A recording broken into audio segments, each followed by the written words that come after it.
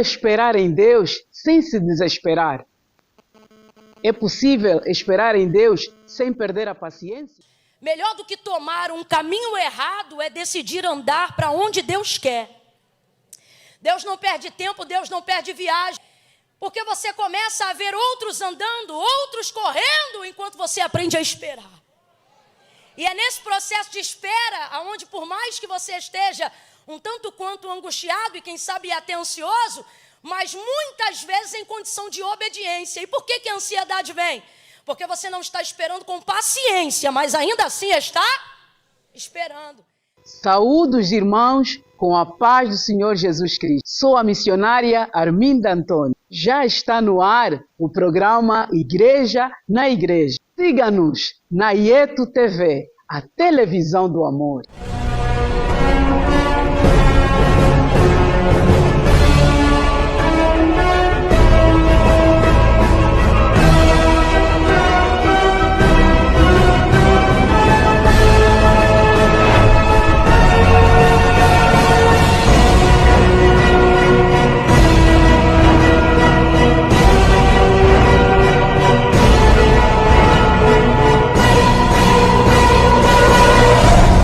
Veja. Quem espera sempre se desespera? Será isso verdade? Mas é complicado esperar quando eu tenho potencial. É complicado esperar quando eu tenho sonho. É complicado esperar quando eu tenho desejo. É complicado esperar quando eu quero ter um plano de execução. É complicado esperar quando eu acredito que eu posso fazer as coisas que Deus disse que eu faria. Ainda que não haja em mim toda a capacidade, mas há em mim toda a fé que eu preciso para que Deus execute essas coisas. Então logo vem a pergunta: por que não está acontecendo? Por que minha vida não está andando? Por que os sonhos não estão se realizando? E por que as coisas não estão na velocidade do poder que Deus tem para fazer?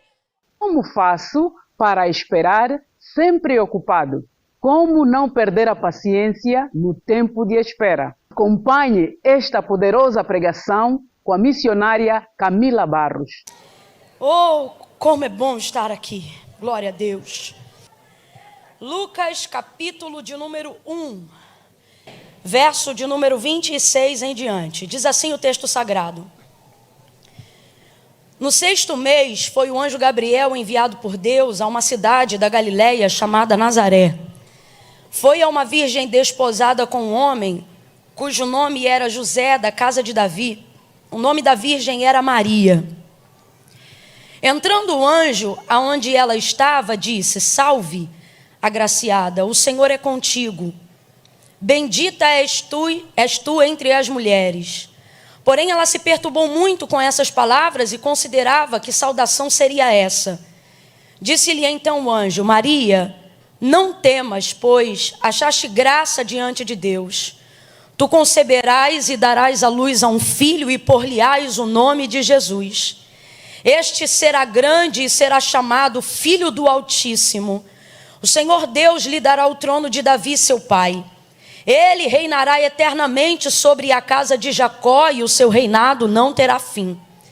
E disse Maria ao anjo: como se dará isto, visto que eu não tenho relação com homem algum? E respondeu-lhe o anjo: descerá sobre ti o Espírito Santo, e o poder do Altíssimo te cobrirá com a sua sombra.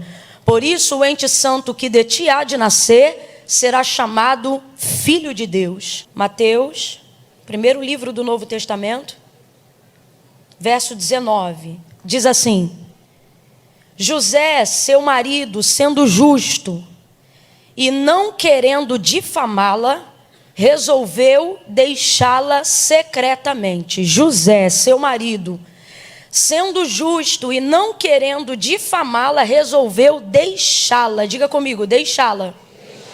Resolveu deixá-la secretamente. Porém, projetando ele isto, em sonho lhe apareceu o anjo do Senhor, dizendo: José, filho de Davi, não temas receber Maria por tua mulher, porque o que nela foi gerado é do...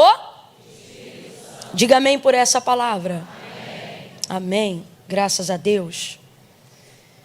Eu tenho algo muito objetivo da parte de Deus. Deus me deu uma direção, uma resposta. Porque na maior parte das vezes que viemos adorar o Senhor, queremos de Deus uma resposta, não porque Ele tem a obrigação de dar, não é um pedido impositivo, mas é uma necessidade até para não errarmos, para continuarmos agradando Ele, para termos certeza de que estamos no caminho certo, fazendo a coisa certa, sobretudo quando nós passamos a entender que tudo que temos na nossa vida e que tem dado certo é obra e graça de Deus. Então não queremos caminhar sem essa presença, não queremos caminhar sem o seu conselho, não queremos caminhar sem sermos guiados pelo som da sua voz. Às vezes entramos em dilemas profundos, pela dificuldade de reconhecer se é a nossa vontade, se é a vontade de Deus, se é o uso da nossa razão, da nossa consciência, e se na verdade Deus quer uma ação de fé. E se quando quer uma ação de fé, se estamos caminhando para onde Ele está apontando, ou se estamos sendo ousados demais e podemos errar, talvez sendo guiados pela vaidade, pelo ego, de querer viver algo grande, de querer contar um milagre extraordinário, quando tudo isso precisa habitar na tricotomia do nosso ser, né? Carne, alma, espírito. É difícil fazer com que os três estejam o tempo todo em harmonia. Então essas dúvidas deixam a gente atordoado, deixam a gente com a mente confusa, deixam a gente angustiado. Alguns aqui lutam contra crise de ansiedade, síndrome do pânico, gastrite nervosa.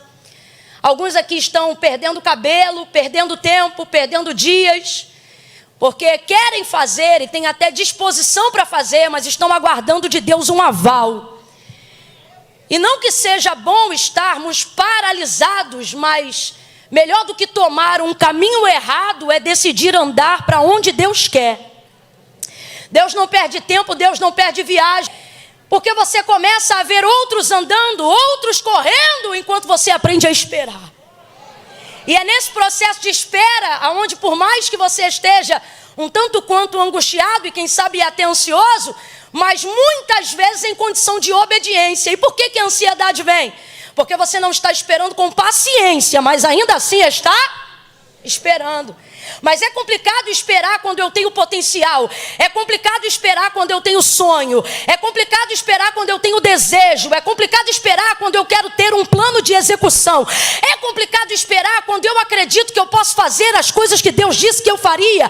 Ainda que não haja em mim toda a capacidade, mas há em mim toda a fé que eu preciso para que Deus execute essas coisas. Então logo vem a pergunta: por que não está acontecendo? Por que minha vida não está andando? Por que os sonhos não estão se realizando? E por que as coisas não estão na velocidade do poder que Deus tem para fazer? Isso vai deixando a gente angustiado, ansioso, perturbado. E aí, para completar ainda, o advento da internet e a mídia social vai colocando a gente, por mais santo que pareça, todos em estado de comparação contínua.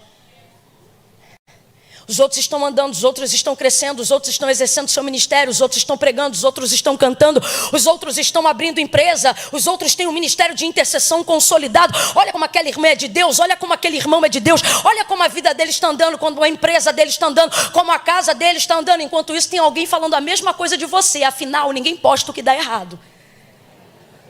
Sua vitrine também é linda. E isso vai gerando na gente uma ansiedade tão grande.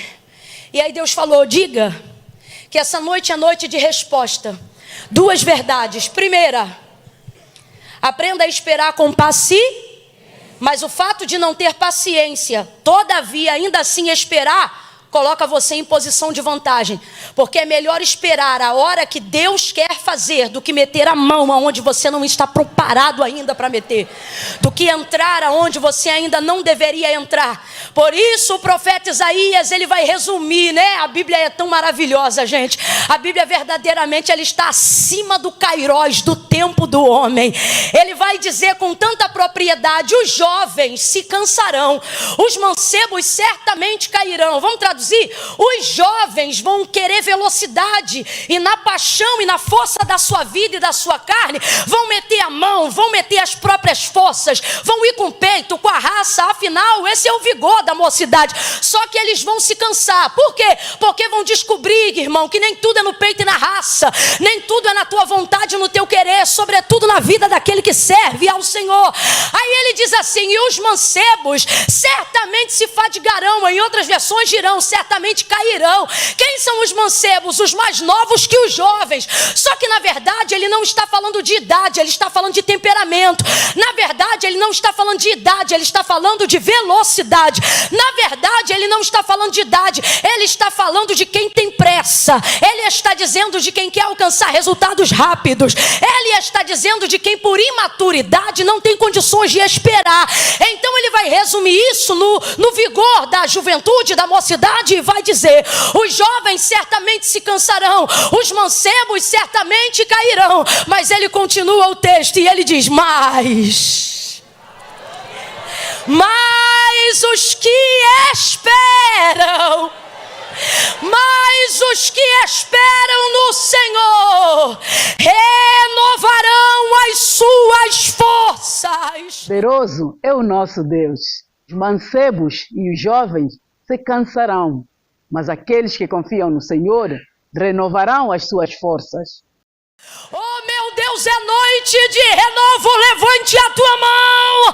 Deus te trouxe no Aviva de terça-feira para recuperar as suas forças. Deus está dizendo: você pode descansar. Quem não descansa sou eu. Eu sou ancião de dias, Pai da eternidade. João, quando tem a revelação do Cristo glorificado no Apocalipse, ele tem a alusão de um Deus que não tem pálpebras. Jeremias olha para ele e diz: seus olhos são como chama de fogo. Isaías o vê e também diz: olhos como chama de fogo. Ezequiel vê uma roda com vários olhos que não fecham e também os assemelha como chama de fogo. Daniel tem a revelação das 70 semanas e vê o Filho do Homem com olhos como chama de fogo, ainda que não saiba que é ele. João é arrebatado na ilha de Patmos e vê, e ele diz: e eu vi, e os seus olhos eram como chama de fogo. Não entendi. É a alusão de um Deus que não tem pálpebras. Por isso ele não pisca, não tosqueneja, não se cansa. Está cansado porque não está confiando, está esgotado porque não está descansando. Deus está dizendo: eu cumpro o meu plantão direitinho. Mateus 1, ele disse: José, não temas receber Maria, tua mulher, porque essa obra é do... Então eu vou perguntar de novo: quem está gerando Jesus no ventre de Maria? Quem está gerando Jesus no ventre de Maria?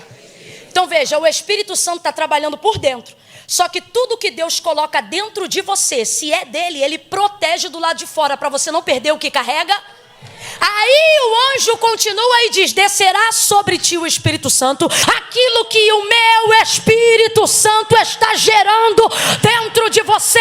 É por isso que mesmo afrontado você continua chorando. É por isso que mesmo humilhado você continua projetando. É por isso que mesmo quando está só, você continua acreditando. Sabe por quê?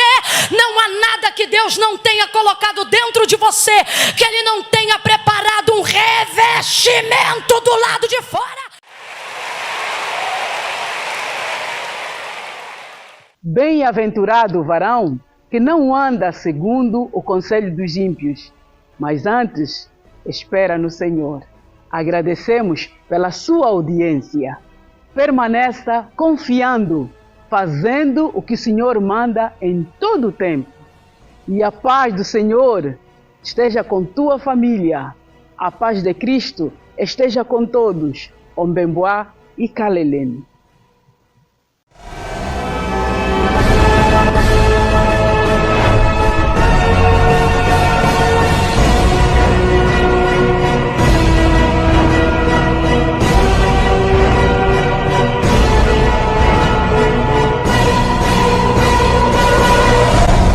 Veja na igreja. Meu viver é o seu sonho.